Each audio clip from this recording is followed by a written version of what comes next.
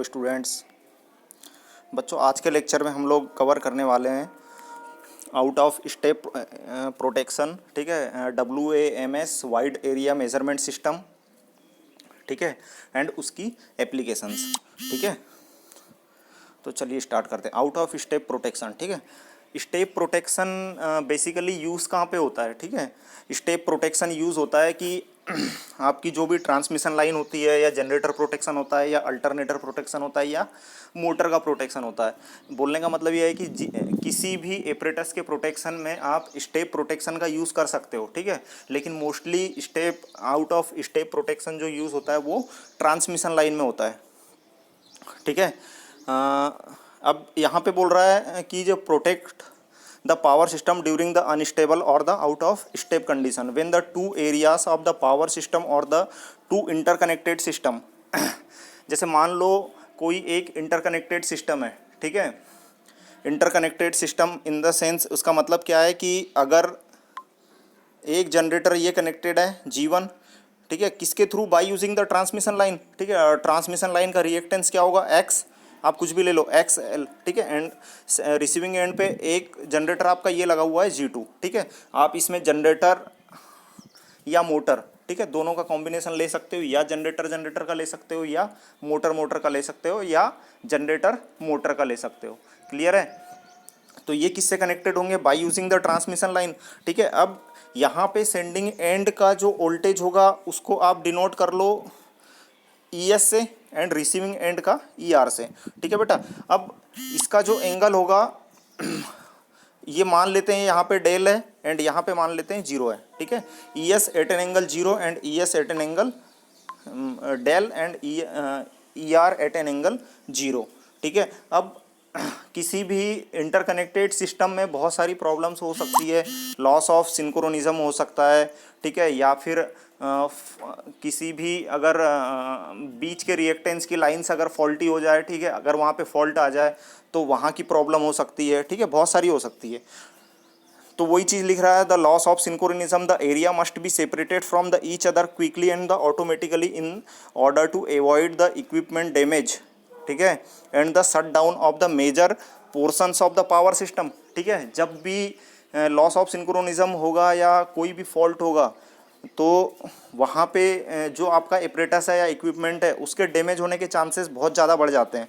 ठीक है, अब जो प्रोटेक्शन की जो मॉडलिंग है इसका ऑब्जेक्टिव क्या है एंड इसकी डिफिशियंसी क्या है?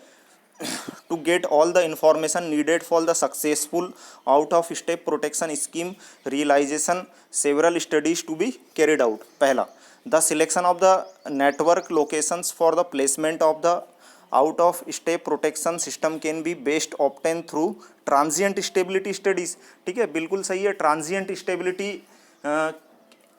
आपने पावर सिस्टम 2 में पढ़ रखा होगा। ठीक है, स्टेबिलिटी बेसिकली थ्री टाइप की होती है, steady state, transient and dynamic. ठीक है, तो जो आउट ऑफ स्टेप प्रोटेक्शन में जो आपकी स्टडी यूज़ होगी वो क्या कौन सी होगी? Transient stability. ठीक है, and covering many possible operating condition. Second है, the maximum rate of slip is typically estimated from the angular change versus time plots from the stability studies. ठीक है, स्लीप में जो भी मैक्सिमम चेंज होगा वो कहाँ से एस्टिमेट होगा? एंगुलर चेंज, जितना भी एंगुलर चेंज हो रहा है आपका प्लॉट्स में फ्रॉम द स्टेबिलिटी स्टडीज़। ठीक है, स्टेबिलिटी आप जब एनालाइज करते हो, स्टेबिलिटी की स्टडीज़ करते हो तो उसमें जो भी एंगुलर मतलब डेल का जो भी चेंजेस होगा, डेल का जो भी चेंजेस होगा मतलब D del by D T, ये एक टर्म आती है किसमें? स्टेबिलिटी एनालिसिस में, चाहे आप स्टडी स्टेट की करो या ट्रांजिएंट की करो या डायनेमिक की करो। ठीक है, एंड इसमें एक सबसे इम्पॉर्टेंट चीज़ है कि टू एरिया सिस्टम। ठीक है, टू एरिया सिस्टम इसमें होता है, एक स्विंग इक्वेशन होता है, एक स्विंग कर्व होता है, एक पावर एंगल कर्व होता है, एक वोल्टेज स्टेबिलिटी होती है, एक वोल्टेज इनस्टेबिलिटी होती है। तीसरा है determination of the optimal place of the power system sectioning during out of step condition is necessary. This will typically depend on the impedance between islands. ठीक है, the potential to attend a good load generation balance and the ability to establish stable operation conditions of a separated area, ठीक है। जो भी बीच का जो impedance होगा वो आइसोलेट हो जाएगा। अब इसमें क्या होता है कि आउट ऑफ स्टेप प्रोटेक्शन की इंफॉर्मेशन को अचीव करने के लिए कौन कौन से टूल्स की रिक्वायरमेंट होती है, ये चीज़ है, ठीक है। तो बच्चों ये जो प्रोटेक्शन स्कीम होती है ये बेसिकली होती है सिमुलेशन एंड मॉडलिंग के अंदर में। तो आपको अ सेट ऑफ सिमुलेशन इसका रिक्वायर होगा, किसके लिए, to analyse the efficiency of the selected out of step protection scheme, ठीक है। दूसरा, a software that would be simulate a variety of condition which can affect power system stability, ठीक है, software requirement होगा।